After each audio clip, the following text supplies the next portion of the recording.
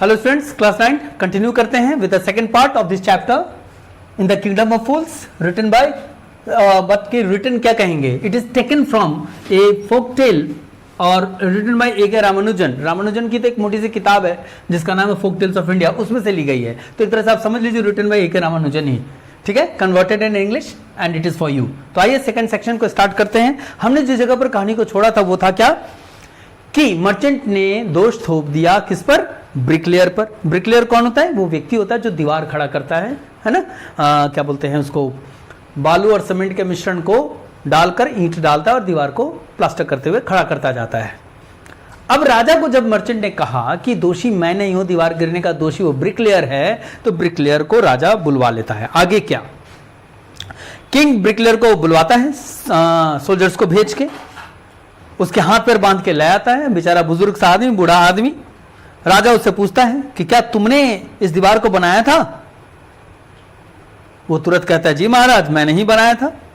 तो राजा कहता है कि the man had built a weak wall, कहा कि तुमने कमजोर दीवार बनाया है और उस कमजोर दीवार के गिर जाने के कारण बेचारा सा एक चोर मर गया and the bricklayer would be punished.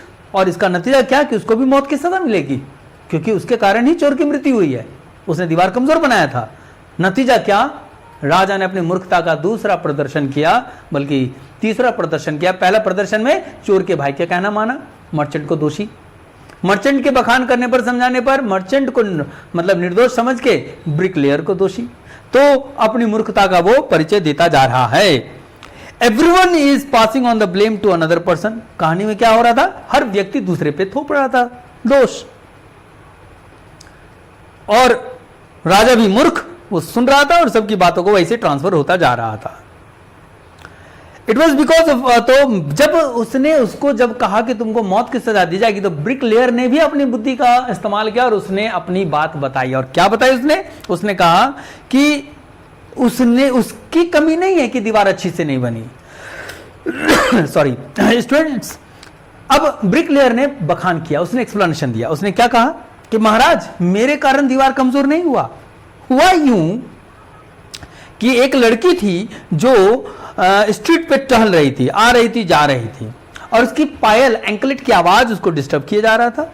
जब भी जाती जब भी आती तो जो जिंगलिंग साउंड ऑफ एंकलेट था, यानी कि पायल की जो उसकी आवाज थी वो ब्रिकलेयरिंग कर रहा था, लेकिन वो जब भी सड़क से आ जा रही थी तो इसका ध्यान वहां से हटकर वहां चला जाता था उस आवाज पर, ठीक है। और due to her anklets jingle sound he was not able to concentrate in his work.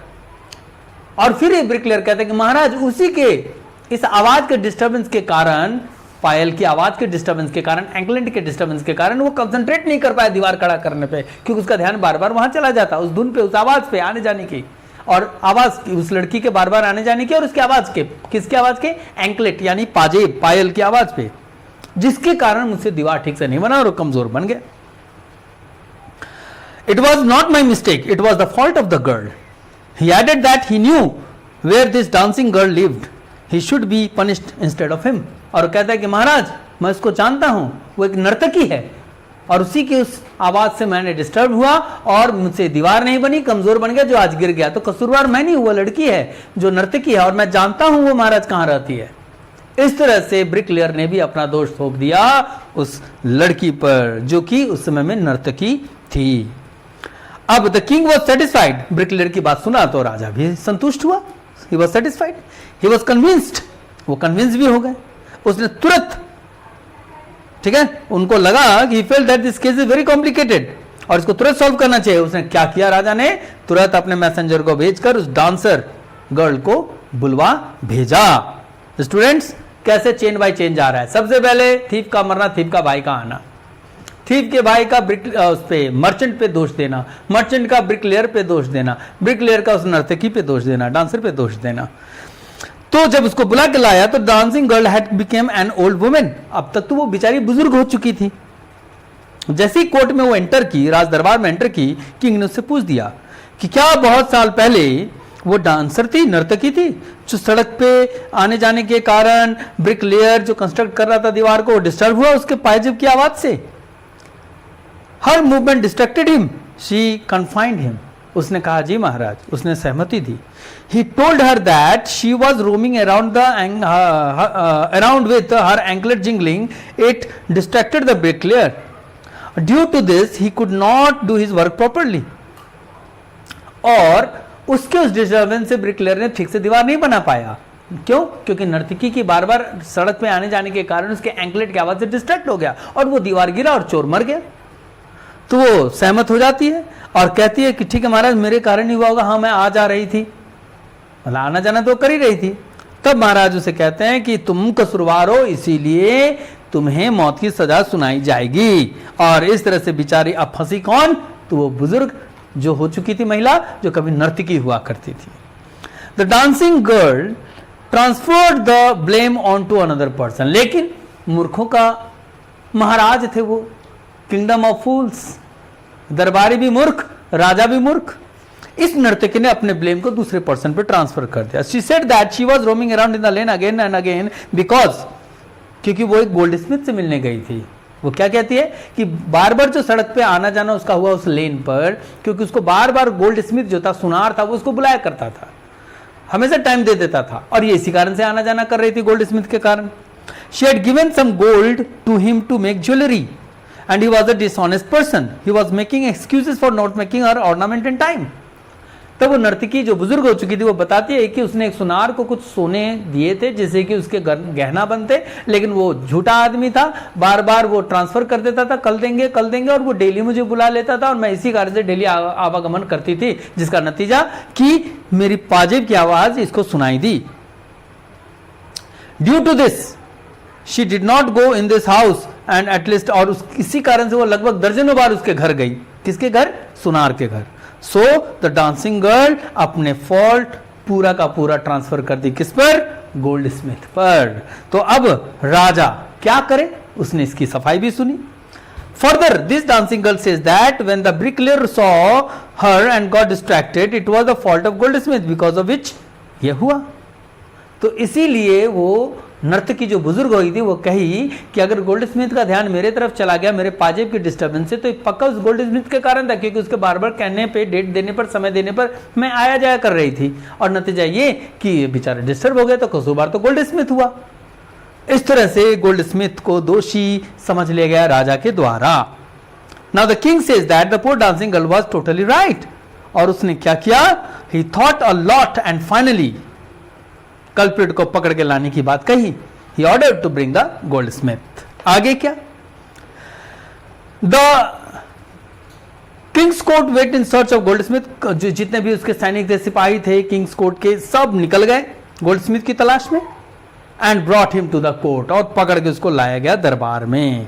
अब देखिए क्या होता है. बैलिफ्स कौन होता है? BAILIFF, the bailiffs of the king's court. Bailiff का मतलब होता है एक लॉ ऑफिसर, ठीक है, जो कानून को पारित करने वाला जो ऑफिसर होता है, वो जो कोर्ट की सजा को अनाउंस करवाता है. तो ये उसको पकड़ के लाया. Goldsmith was hiding inside the shop as he feared being arrested.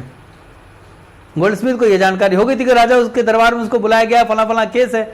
वो बेचारा छुप के दबा हुआ था एक कोने में अपने दुकान के. खोज खज के सिपाही उसको पकड़ के ले आया. When he was brought in front of the king, he told his side of the story. और जब वो दरबार में हाजिर हुआ तो गोल्ड स्मिथ ने भी अपनी बात रख दी राजा के सामने. और उसकी कहानी क्या? उसकी कहानी ये, he said that the dancing girl was right. उसने कहा कि महाराज ये जो नर्तकी कर रही है सही कह रही है. He made many excuses and made her visit the shop again and again, but it was not his fault. He had an order from a rich merchant and that had a wedding at his place and in a hurry to get his orders, and that is why the dancing girl work was getting delayed. Goldsmith बताता है कि महाराज नर्तकी सही कर रही है, लेकिन महाराज मैं भी कसूरवार नहीं हूं, क्योंकि मुझे जो दिया गया था काम, एक बड़े अमीर व्यापारी की तरफ से भी मुझे कुछ काम मिला था और उसके घर में विवाह का माहौल था और उसने कहा था कि गहने जल्द से जल्द बना के देने के लिए. नतीजा क्या? उसके काम के चक्कर में मैं इसका काम को नहीं कर पाया और स्थिति यह बनी कि बेचारी को बार बार आना पड़ रहा था. लेकिन उसके प्रेशर के कारण, उस रिच मर्चेंट के प्रेशर के कारण, जिसके घर में विवाह का माहौल था, उसके गहने जल्दी बनाने थे, इस कारण से ये बेचारी, इसको मैं टाइम देता था और ये बार बार आया जाया करती थी. तो कसूरवार वो हो गया क्योंकि उसने दबाव बना दिया मुझ पर. इस तरह से गोल्ड स्मिथ ने अपनी भी सफाई दी और इसके सफाई के अनुसार वो जो रिच मर्चेंट था वो दोषी करार हुआ राजा के द्वारा। The goldsmith said to the merchant was the same merchant whose house wall had been fallen। और गोल्डस्मिथ ने कहा कि ये वही व्यापारी है, वही मर्चेंट है जिसका घर का दीवार गिरा है। यानी कि अर्थ इज राउंड, जहां से शुरू हुई थी वहीं आगे कहानी रुक गई। यानी कि रिच मर्चेंट कौन था? ये वही मर्चेंट जिसका दीवार गिरा था। ठीक है, अब whose house had fallen down, justice has come all circle around, the thief died under the wall of the same merchant। जिसको घुमा फिरा कर गोल्ड स्मिथ ने करार कर दिया कि यही था जो कसूरवार है। Once again the merchant was called, दोबारा से उस व्यापारी को बुलाया गया। स्टूडेंट समझ में आ गया? मर्चेंट से शुरू हुई, मर्चेंट पे आके खत्म हो गई, व्यापारी को दोबारा बुलाया गया। He was crying and he knew that the king was foolish and he would give him death sentence. बेचारा रो रहा था, इसको डर लग गया था व्यापारी को कि भैया आप तो ही बचेगा नहीं, क्योंकि महाराज जो थे, राजा बहुत ही मूर्ख, महामूर्ख, और ये पक्का इसको फांसी की सजा दे देंगे। He said that it was not the work had ordered the jewelry, but it was his father। तब गोल्ड जो मर्चेंट है वो क्या कहता है कि महाराज मैंने इसको गहने का ऑर्डर नहीं दिया था, मेरे पिता ने दिए थे। अब ये ट्रांसफर किया केस अपने फादर पर। But it was his father was dead and it was none of his fault. और ये कहता महाराज वो मेरे पिता थे जिन्होंने ऐसा किया कि इस पर दबाव बनाए गोल्ड स्मिथ पर, इसी को गहने दिए थे, मैं नहीं था उस वक्त और मेरा कसूर नहीं है, और मेरे पिता अब रहे नहीं, वो तो गुजर चुके हैं। अब क्या आगे यह the king consulted his ministers and give the decision that the merchant father was the murderer, the thief died because of him. अब इस सारी बातों को सुनकर राजा ने अपनी मंत्रिमंडल के साथ मंत्रणा की और फाइनल डिसीजन हुआ कि वाकई में इस मर्चेंट के फादर ही थे असली मर्डरर, कसूरवार, और द थीफ उसी के कारण मरा है। The merchant father was not alive and someone has to be punished. तो क्यों ना राजा ने फैसला लिया, चूंकि मर्चेंट का जो फादर था वो अभी जीवित थे नहीं और किसी न किसी को सजा देनी थी कसूर की। तो उसने कहा कि राजा ने क्या कहा, जरा गौर से सुनिए स्टूडेंट्स, कि चूंकि मर्चेंट का बेटा उसकी पूरी प्रॉपर्टी का मालिक होता है, मर्चेंट मर चुका है, तो मर्चेंट का जो बेटा था, ओल्ड मर्चेंट जिसने दीवार बनवाया था, और वो अब था नहीं, मर्चेंट ने सफाई दी बेचारा इस यंग मर्चेंट ने। तो उसने कहा राजा ने कि तुम चूंकि तुम्हारे पिता के सारी संपत्तियों का इनहेरिटेंस तुमको मिलता है, तो उनकी गलतियों का, उनकी मौत की भी सजा तुमको ही मिलेगी। इसलिए राजा ने फाइनल डिसीजन दिया कि उनके जब अच्छाइयों का फल यानी उनके जमीन जायदाद संपत्ति तुमको इनहेरिटेंस से मिला खानदानी में, तो उनके केवल कसूर के तौर पर भी तुमको मौत की सजा मिलेगी। और the king announce that now the merchant would have to die. तब किंग ने अनाउंस कर दिया कि अब मर्चेंट को मरना ही होगा। अब इसके लिए क्या, इसके लिए and the order was ordered a new stake to be made ready for the execution. और इसके तहत राजा ने घोषणा कर दी कि एक नया फांसी का फंदा तैयार किया जाए, ठीक है, स्टेक तैयार किया जाए जो मर्चेंट के लिए गले के माप के बराबर हो और उसको मौत की सजा दी जाए। The minister felt that the merchant was very thin and he would not be executed in this way. He told this to the king and king got worried. अब हुआ क्या आगे? When this new weapon was getting ready, the minister ने, मंत्री ने, जब ये शस्त्र जिसको हम क्या कहते हैं stake, a post which is sharp pointed and used to pierce through something। Stake क्या होता है? एक ऐसा नुकीला अस्त्र जिसमें कि किसी के गर्दन में फंसाकर और उसको अंदर कर दिया जाए, नुकीला होता है जिसके कारण वो पियर्स हो जाता है अंदर और पर्सन डाइज। तो मर्चेंट वॉज वेरी थिन। मंत्री ने बताया कि महाराज ये मर्चेंट जो है बहुत ही दुबला पतला आदमी है और इससे वो नहीं मर पाएगा। उसने राजा को ये बात बताया और इस बात से राजा हो गए चिंतित।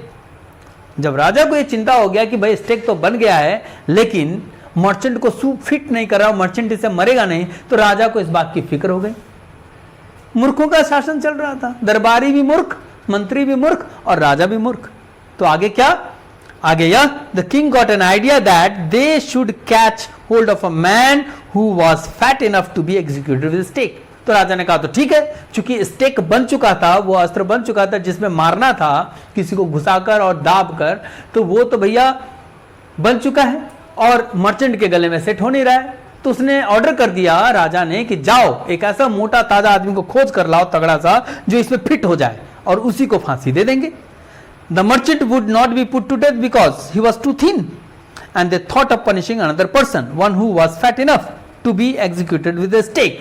और इस तरह से राजा ने एक व्यक्ति की खोज के लिए मर्चेंट को, चूंकि दुबला पतला था, वो हो नहीं पाता फांसी, तो उसको छोड़कर एक नए व्यक्ति की खोज के लिए भेजा जो इस स्टेक में सेट हो जाए। स्टेक में एक पियर्सिंग अस्त्र जिसके अंदर कोई का गर्दन डालकर उसको मारा जा सके।